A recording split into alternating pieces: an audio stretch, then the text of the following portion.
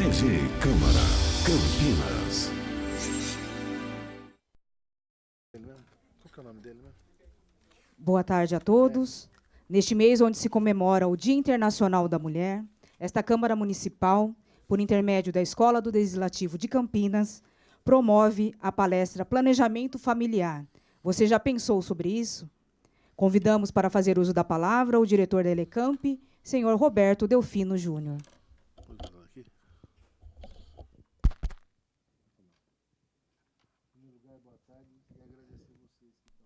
Que estão presentes, né? Quando nós fomos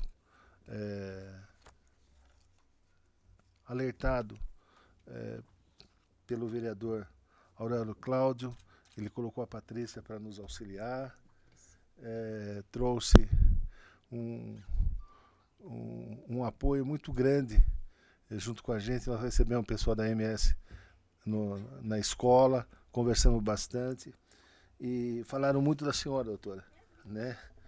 Sua orelha não ficou vermelha? Mas, doutora, nós sabíamos que esse tema é muito importante, é de grande relevância, né? Por isso que, inclusive, nós pedimos ao doutor Marcos estar presente, né? O pessoal da área da saúde, agradeço a todos vocês que estão aqui, né? E dizer que é muito importante o planejamento familiar. Apesar, tudo planejado, não tem como dar errado. Não é verdade? Muito obrigado pela sua presença e eu vou assistir também. Agradecemos ao senhor Roberto e apresentamos a palestrante desta tarde, Karine Rejane Bernardes Nishimaru, médica ginecologista e obstetra, formada pela Faculdade de Medicina de Taubaté, com mestrado pela Faculdade de Medicina de Jundiaí, defendendo a tese falando sobre saúde da mulher. Doutora Karine também é sócia fundadora do Núcleo de Assistência à Mulher em Jundiaí. Fiquem agora com a palestra Planejamento Familiar. Você já pensou sobre isso? Obrigada. Eu agradeço o convite. Eu acho que antes da aula, na verdade, o intuito é um bate-papo para a gente tirar, não só eu trazer um pouquinho de informação dos métodos contraceptivos para vocês, mas como também para tirar as dúvidas que vocês têm. Então, fiquem à vontade. Depois que a gente terminar a apresentação, é super explicativa, ela não demora. Então, depois vocês podem tirar as dúvidas um por um. Tem um papelzinho aqui, caso alguém tenha vergonha de perguntar na frente de todo mundo, pode escrever que eu leio, não tem problema nenhum. Então, vamos lá. O planejamento familiar é o conjunto de ações que auxiliam homens e mulheres em todos os ciclos da vida a programar a vinda dos filhos, bem como o direito de obter o mais elevado padrão de saúde sexual e reprodutiva. Às vezes, a gente não tem noção da gravidade do problema que é não ter-se um planejamento familiar adequado. Não só para as pessoas, para vir uma gravidez na época não desejada, né? No Brasil, a gente tem um grave problema de saúde pública, que seriam os abortos, porque, infelizmente, algumas mulheres tratam ele como uma solução para uma gravidez não desejada. E como no Brasil o aborto não é legalizado, essas mulheres acabam procurando as clínicas clandestinas, usando medicações em casa, sem assistência médica, e aumenta muito a chance de infecções uterinas, morte por hemorragias. Então, na verdade, a falta do planejamento, ele aumenta a incidência de aborto provocado e aumenta a mortalidade materna e os agravos relacionados à saúde. Aqui é só para a gente ter uma noção dos países em desenvolvimento. 9% das mulheres pesquisadas, elas usam métodos tradicionais, que depois a gente vai ver certinho, são métodos com grande falha de eficácia. 17% simplesmente não usam método nenhum e não necessariamente estão tentando engravidar. 43% usam os métodos reversíveis e 31% se enquadram nos quadros já com a cirurgia de esterilização. Aqui é só para ilustrar, né? A gente tem o diafragma, o DIU, os implantes, a gente vai falar certinho de um por um. Bom, então as funções dos métodos contraceptivos são impedir a ovulação nos métodos hormonais, evitar a penetração do espermatozoide nos métodos de barreira, impedir a fertilização e a implantação do ovo, que normalmente isso a gente está falando do DIU, porque ele altera o ambiente dentro do útero e impede a implantação. a destruição dos espermatozoides, que são os métodos químicos, e conhecer o período fértil para evitar as relações sexuais, que são os métodos naturais, que a gente vai falar agora um pouquinho de cada um. Então, a gente divide nos métodos irreversíveis, que são as cirurgias, que é quando realmente aquele casal já tem a prole constituída e decide não ter mais filhos, aí eles optam na mulher para fazer a laqueadura tubar e no homem a vasectomia. Durante a palestra de planejamento é explicado muitas vezes que existem outros métodos também eficazes, iguais, duradouros, porque, na verdade, depois da cirurgia, até existem as técnicas de reversão, mas elas não são seguras, não são também 100% eficazes. Então, a gente sempre deixa claro que o método irreversível é realmente quando o casal já tem certeza, né? E os métodos reversíveis são aqueles que, a qualquer momento, a pessoa pode parar de usar para conseguir engravidar. Então, a gente tem os comportamentais, subdivididos nos comportamentais, os de barreira, os químicos, o mecânico e os hormonais. Então, vamos falar de um por um. Tem gente que conhece como método Billings, que é o método de a gente conhecer o muco cervical. Então, assim, existem algumas alterações hormonais no corpo da mulher que fazem com que o muco cervical, na época da ovulação, ele se torne um método para que o espermatozoide suba até a trompa, facilitando a ovulação. Então, fica como se fosse exatamente essa figurinha mesmo. Fica parecendo uma clara de ovo, você coloca no seu dedo, estica, o fio não rompe. Tem mulheres que têm bastante secreção vaginal e são capazes de perceber certinho o dia da ovulação. Então, tem gente que opta por esse método, a hora que elas percebem que está começando o muco cervical ficar um pouquinho mais espessado, elas fazem abstinência sexual. De 3 a 5 dias é o máximo, depois o muco some e elas retornam à atividade sexual normal. Não é um método tão seguro, né? Porque, na verdade, não é toda mulher que consegue perceber certinho essa alteração de muco. Então, tem um índice de falha grande. E ele não previne de doença sexualmente transmissível, mas tem gente que opta por ele, por ser natural e por não ter custo. Bom, a temperatura corporal basal, na verdade, é só para vocês saberem que existe, mas eu acho bem complicado de fazer, porque todo santo dia, antes de levantar, a mulher tem que aferir a temperatura e ela tem que perceber que todos os dias a temperatura ela se mantém estável. E, na época da ovulação, ela sobe em média meio grau centígrado. Então, acho que ninguém vai fazer isso, é só mesmo para vocês saberem que tem. A tabelinha, que ainda assim, hoje em dia, é muito usada. A gente acha que ninguém mais faz tabelinha. Faz sim, um monte de gente no consultório chega e fala eu faço tabelinha há não sei quantos anos, nunca engravidei. Pode fazer? Pode. Mas é que, assim, durante a vida da mulher, mesmo a mulher que sempre foi regradinha, menstruou certinho a cada 27, 28 dias... ela pode acontecer de uma vez no ano fazer um ciclo irregular. Isso não quer dizer absolutamente nada, isso é normal. E nesse ciclo irregular, ela que está contando certinho lá o período do 12º até o 16º dia, que é o período provável de ovulação para não engravidar, ela ovula 2 dias antes. Aí ela tem lá a relação no 11º dia, pronto, suficiente para engravidar. Então, tem um índice grande de falha também por conta disso, porque a gente tem que lidar com isso. Mas existem muitas mulheres que fazem também.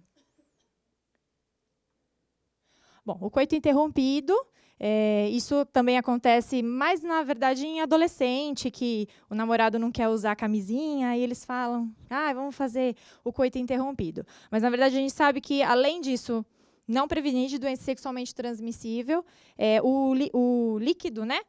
Pré-ejaculatório, que é responsável pela lubrificação do homem na relação, ele contém espermatozoide vivo.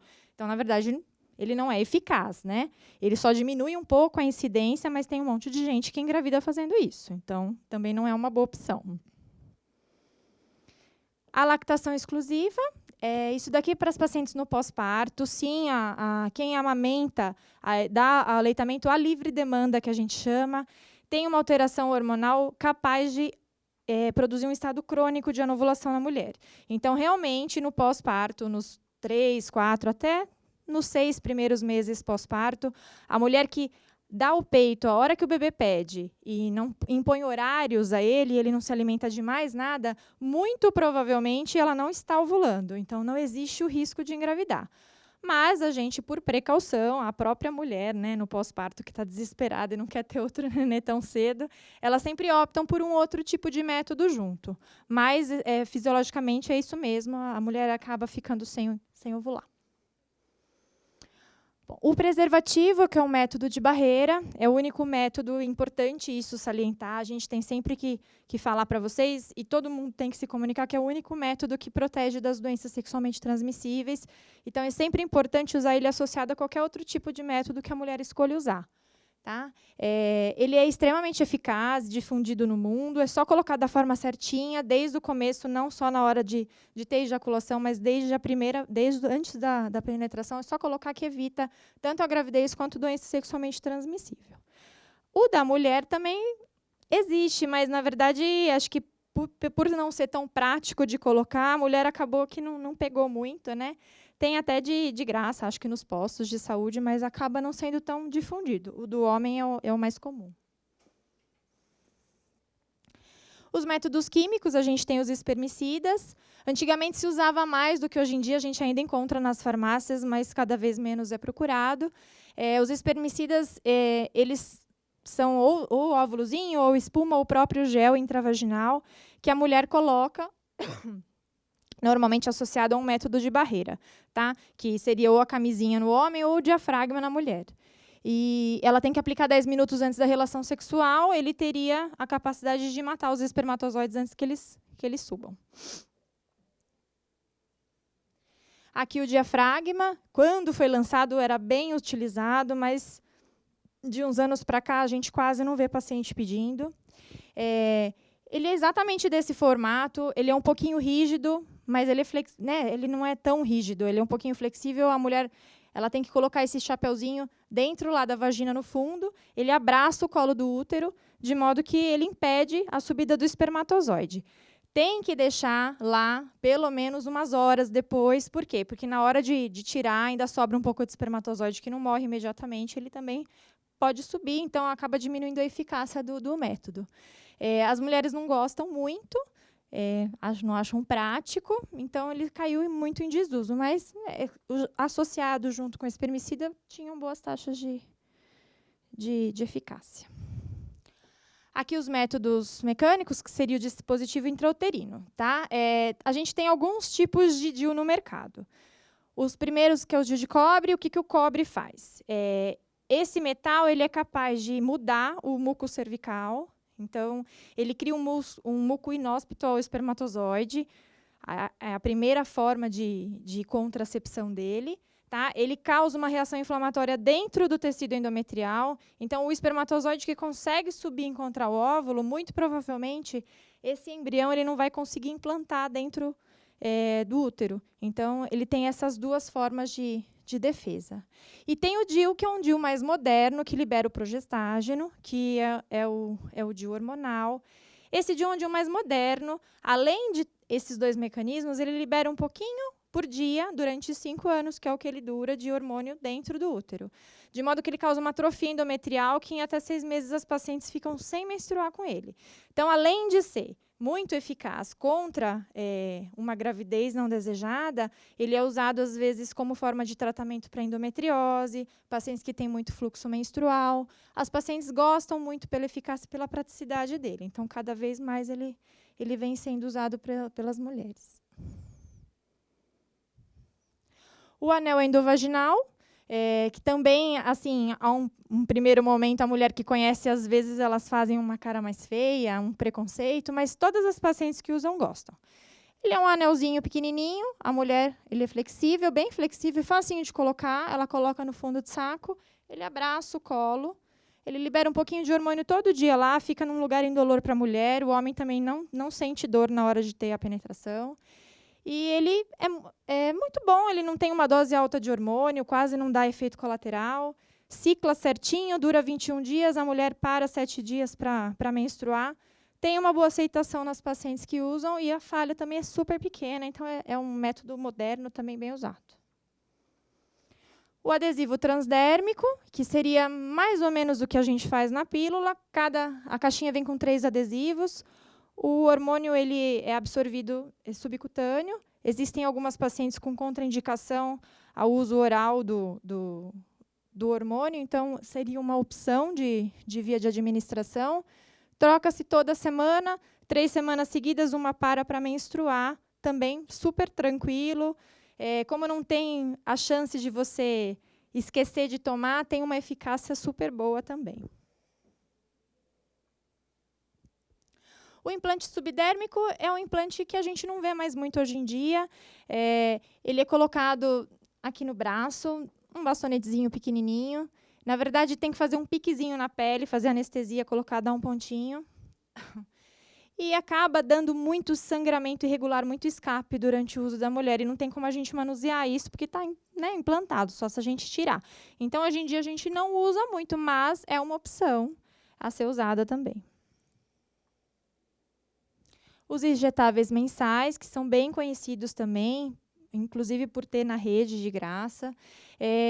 Eles não têm índices de ganho de peso. Os pacientes falam, eu vou tomar o injetável mensal, eu vou engordar. Não, não engorda, tá? Isso é muito particular de cada mulher. Tem mulher que usa, se beneficia e não tem queixa nenhuma. Não tem problemas também com a retomada da fertilidade. Ele não regula tão bem o ciclo quanto uma pílula anticoncepcional, porque não tem um dia certo para descer, mas desce uma vez por mês, diminui o fluxo. As pacientes gostam dele. Tá? Ele dói um pouquinho porque é oleoso, mas é melhor, né, tomar a injeção doloridinha do que esquecer a pílula e ficar grávida de repente.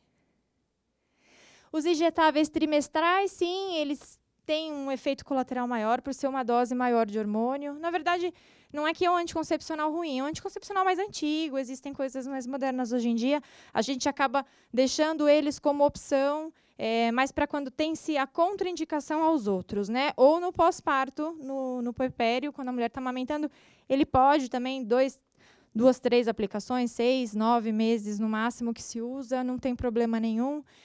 As pacientes, sim, podem ter um ganho de peso com ele e alterar, às vezes, o perfil lipídico. Então, na verdade, ele não é um anticoncepcional para todas, né? Precisa, sim, sempre conversar com o ginecologista antes para saber as indicações certinhas. Aqui já estão os métodos definitivos, que seria a laqueadura tubária na mulher. Existem várias técnicas de fazer.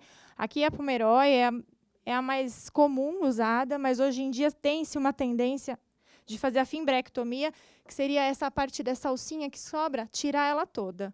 Porque existem indícios de que os cânceres de ovário eles teriam o precursor dele numa célula da fímbria. Então, para que deixar a fímbria na mulher se ela não vai mais usá-la, né? Então, a tendência hoje em dia é tirar tudo, deixar só o cotoquinho mesmo, não vai mais engravidar, não tem por que deixar. Como eu falei, tá? A cirurgia de recanalização, que antigamente se falava, só dá para fazer se for essa técnica, e aí eles tentam juntar uma boquinha com a outra, mas tem uma chance grande de estenosar, de gerar gravidez na trompa, então não é bacana fazer. Tem que fazer realmente a laqueadura tubária só a mulher que tem certeza que não quer mais ter filho, mesmo que troque de parceiro, enfim. A esterilização masculina, a vasectomia, que tem um monte de homem que tem preconceito e não quer fazer. Ela é super simples, faz com anestesia local, não afeta o desempenho sexual, não tem por que alguns homens ter medo de fazer. Às vezes, a mulher já teve 3, 4 filhos, todos normais, aí ela não quer ir para a mesa de cirurgia para fazer, porque ela tem medo de fazer a laqueadura, e ele também não quer fazer a vasectomia. Aí o que a gente vê? Vem o 5º filho. Aí era melhor ele ter feito, né? A pílula do dia seguinte, na verdade, ela está aqui só para eu dizer para vocês que ela é para ser usada só em casos de emergência, tá? Ela não é um método contraceptivo. Se usada mais de uma vez no mês, ela diminui a eficácia dela. E é uma dose alta de hormônio para tentar fazer um bloqueio imediato da ovulação iminente e também de mudar completamente o muco e o endométrio para não implantar o ovinho.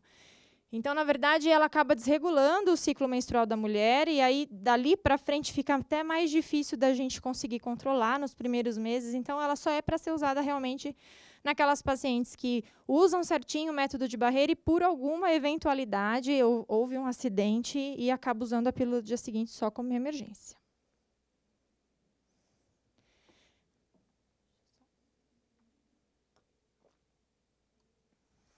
bom, agora a gente chegou na pílula, né? A pílula é o método, na verdade, mais conhecido de todos. Eu acho que é o mais usado entre as mulheres em todo o mundo. Existem vários tipos de anticoncepcional no mercado, cada um atende a um perfil de mulher. Tem aqueles mais voltados para acne, aqueles mais voltados para cólica, para diminuir fluxo, para tratar TPM. A gente tem várias associações, todas pílulas com baixa dosagem hoje em dia. Tá? Estima-se 20% das mulheres em idade fértil usam. Eu, sinceramente, acho que é mais, porque no consultório a grande maioria quer tomar pílula mesmo.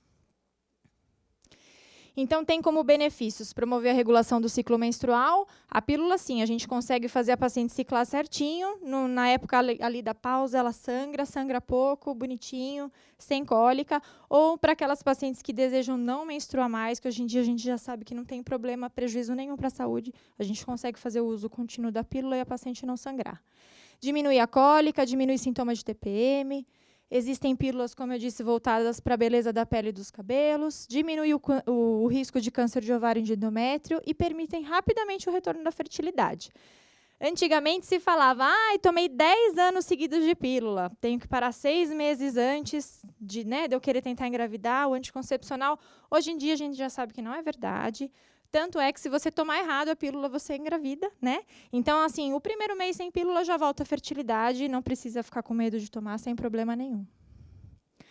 Das associações que a gente tem no Brasil, as mais usadas são as pílulas com drosperinona, que são as pílulas voltadas para acne, tá? Para tratamento mesmo, dermatologista, inclusive, gosta bastante de passar. E as pílulas com associação do gestodeno. O gestodeno, ele é um progestagênio que causa uma atrofia lá no endométrio, então ele diminui muito o fluxo e diminui muito a cólica. Então, é uma pílula super bem aceita também pelas mulheres.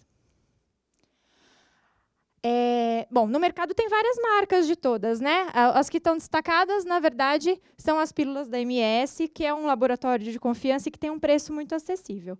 Então, na verdade, isso daqui é só para ilustrar. O aplicativo que tem, esse eu não sei mexer, aí vocês têm que baixar para ver. Bom, enfim, então o planejamento familiar ele é importante por quê? Porque ele permite ao casal fazer a escolha adequada, não só do número de filhos, mas de ter uma educação adequada, qualidade de vida para os filhos, bem-estar da família. Vai fazer o planejamento, né, do casal mesmo, do custo. Hoje em dia, com a crise no Brasil, a gente não pode bobear. Atingir os objetivos individuais de cada um. A mulher trabalha, ela não pode ficar só em casa cuidando dos filhos. Então, hoje em dia, 1, 2 filhos são as opções dos casais mais modernos. Então, é sempre importante a gente conhecer certinho para a gente conseguir traçar a nossa vida aí da melhor forma possível. Bom, de planejamento familiar era isso. A hora que a gente terminar, a gente pode conversar de todos os métodos. Aqui é só para a gente falar um pouquinho da cólica, já que o maior público da palestra é mulher. Tem mulher que tem muita cólica. A gente chama na ginecologia a cólica de dismenorreia. São contrações do útero que comprimem os nervos e os vasos sanguíneos à sua volta, causando muita dor embaixo do ventre. É uma dor pélvica, na verdade, irradiada até para a lombar. Tem paciente que acaba até tendo disfunção digestória por causa das cólicas. Realmente tem paciente que sofre bastante por causa de cólica. Elas são parte natural do ciclo menstrual. O limiar de dor das pacientes é diferente. Tem mulher que quase não tem cólica e tem mulher que tem bastante. E quem tem bastante é uma dor crônica. Às vezes fica uma semana menstruada com cólica. E isso acaba já irritando mais uma mulher que já é irritada na TPM, né, naturalmente. Então, não tem por que a mulher ficar sentindo dor. Nesse tipo de caso, que a gente usa, tem uma indicação de se usar as pílulas com o gestodeno para diminuir o fluxo, diminuir a cólica, e, junto disso, a gente pode usar medicações antiespasmódicas que diminuem essa contratilidade uterina, associada sempre com um analgésico, né, para ter uma melhor potência. Aqui é a mulher com dor. Então, os antiespasmódicos para aliviar os espasmos dolorosos dos órgãos abdominais circulantes em combinação com o analgésico. Para não tomar 2 comprimidos, a gente sempre sugere o uso de um só, né, que é melhor. A mulher já está enjoada nessa época. Aí tem aqui o Tropinal, que ele é uma ótima opção. Tem 3 antiespasmódicos, tem dipirona associada. Para quem não tem alergia, é uma ótima opção de cólica. E é só. Agradeço a todos. Espero que vocês tenham gostado. E o que vocês quiserem perguntar, eu estou aqui para responder. Obrigada.